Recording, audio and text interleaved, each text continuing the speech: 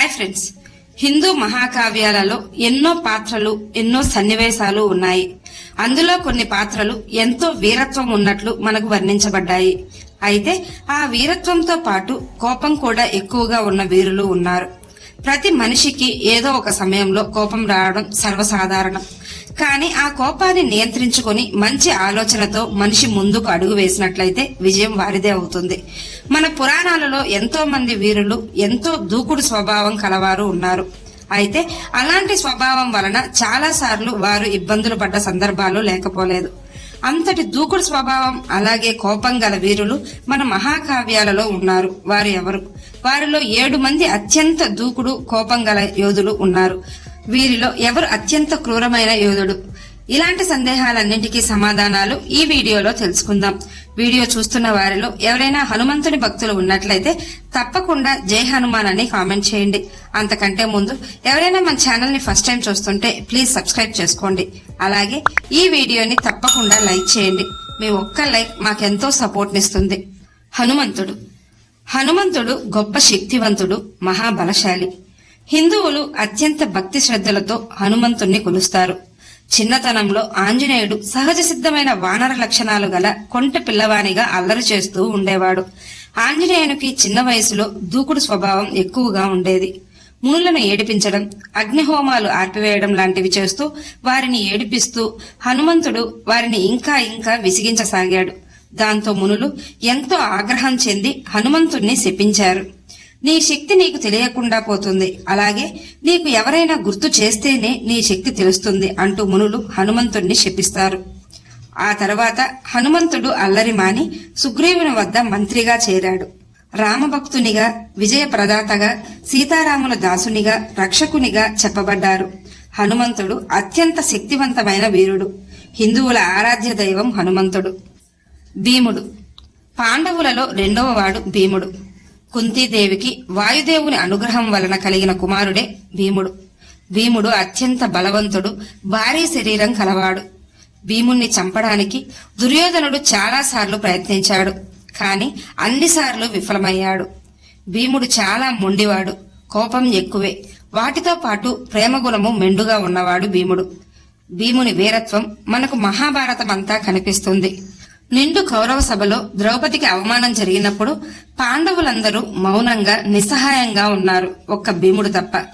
భీముడు తన సహనం కోల్పోయి కోపంతో కౌరవ వంశాన్ని నాశనం చేస్తానని ప్రతిజ్ఞ చేస్తాడు. అందుకే కురుక్షేత్ర యుద్ధంలో 100 మంది కౌరవులను చంపింది భీముడే. అందరినీ చంపి భీముడు తన ప్రతిజ్ఞ నెరవేర్చుకున్నాడు. అలాగే కురుక్షేత్ర యుద్ధంకు ముందు 27 రోజుల పాటు యుద్ధం చేసి జరాసంధుణ్ణి అతి భయంకరంగా శరీరాన్ని 2 భాగాలుగా చీల్చి 2 దిక్కులకు విసిరేశాడు. అంతటి గొప్ప బలవంతుడు, శక్తివంతుడు. అందుకే రాక్షసులను సైతం తన గదతో కొట్టి చంపగల వీరుడు భీముడు. బలరాముడు ఆదిశేషుని యొక్క అవతారం. శ్రీకృష్ణుని సోదరుడు బలరాముడు పెద్దవాడైనప్పటికీ శ్రీకృష్ణుని మాటకు ఏనాడు ఎదురు చెప్పలేదు. ఎందుకంటే బలరామునికి శ్రీకృష్ణుడంటే అంతటి ప్రేమ, గౌరవం ఉన్నాయి. బలరామునికి తొందరగా కోపం వస్తుంది, కాని చాలా సందర్భాల్లో శ్రీకృష్ణుడు నచ్చజెప్పడం వలన శాంతించాడు. ఒకసారి సాంబుణ్ణి అంటే శ్రీకృష్ణుని కుమారుణ్ణి దుర్యోధనుడు బంధిస్తాడు. కోపంతో బలరాముడు హస్తిన పొలిమేర దగ్గరకు వెళ్లి తాను వచ్చినట్లు, అలాగే సాంబుణ్ణి విడిచిపెట్టమని కబురు పంపుతాడు. కాని దుర్యోధనుడు ఆ విషయాన్ని పట్టించుకోడు. దాంతో ఎంతో ఆగ్రహించిన బలరాముడు హస్తినను తన నాగలితో పెకలిస్తాడు. హస్తినలోని పెద్ద పెద్ద భవనాలు నేల కొరిగి భూకంపం వచ్చినంత పనవుతుంది. దాంతో భయపడిన దుర్యోధనుడు సాంబుణ్ణి తీసుకెళ్లి బలరామునికి అప్పగించి అలాగే బలరాముణ్ణి క్షమించమని వేడుకుంటాడు. ఆ తర్వాత కురుక్షేత్ర యుద్ధ సమయంలో బలరాముడు తీర్థయాత్రలకు వెళ్లి చివరి రోజున భీమునికి దుర్యోధనునికి మధ్య గదాయుద్ధమని తెలిసి ఆ ప్రదేశంకు వస్తాడు. ఎందుకంటే దుర్యోధనునికి భీమునికి గదాయుద్ధం నేర్పిన గురువు బలరాముడు. అయితే భీముడు తన గదతో దుర్యోధనుని తొడలపై కొట్టినప్పుడు అది యుద్ధ విరుద్ధమని కోపంతో భీముణ్ణి చంపడానికి తన నాగలిని పైకెత్తుతాడు బలరాముడు. ఆ సమయంలో పక్కనే ఉన్న శ్రీకృష్ణుడు బలరాముణ్ణి ఆపి తన అన్నకు నచ్చజెప్తాడు. శ్రీకృష్ణుని మాటను గౌరవించి మౌనంగా అక్కడి నుండి వెళ్లిపోతాడు బలరాముడు. బలరాముడు తన కోపాన్ని ఎన్నోసార్లు చూపినప్పుడు శ్రీకృష్ణుడు శాంతింపజేశాడు. అలా ఒకసారి అర్జునుడు సుభద్రను తీసుకెళ్లిపోతున్నప్పుడు అర్జునునితో యుద్ధానికి సిద్ధమవుతాడు బలరాముడు. కాని శ్రీకృష్ణుడు అర్జునుడు సుభద్ర ఇద్దరూ ఇష్టపడ్డారని, అందుకే వివాహం చేసుకున్నారని చెప్పి బలరాముణ్ణి శాంతింపజేస్తాడు. బలరాముడు అత్యంత శక్తివంతుడు. పరశురాముడు శ్రీ మహావిష్ణువు యొక్క దశావతారాలలో 6వ అవతారం పరశురాముడు. అలాగే చిరంజీవులలో ఒకరుగా చెప్పబడ్డారు. విష్ణువు కల్కిగా అవతరించినప్పుడు ఆయనకు గురువుగా మారి అన్ని విద్యలు నేర్పుతారని చెప్పబడింది. పరశురాముడు బ్రాహ్మణుడైనప్పటికీ క్షత్రియ లక్షణాలు ఎక్కువగా ఉండేవి. కోపం ఎక్కువ. భూమిపై ఉన్న అధర్మపరులను 21 సార్లు క్షత్రియులను సంహరించిన గొప్ప యోధుడు పరశురాముడు. లక్ష్మణుడు శ్రీరాముని సోదరుడే లక్ష్మణుడు.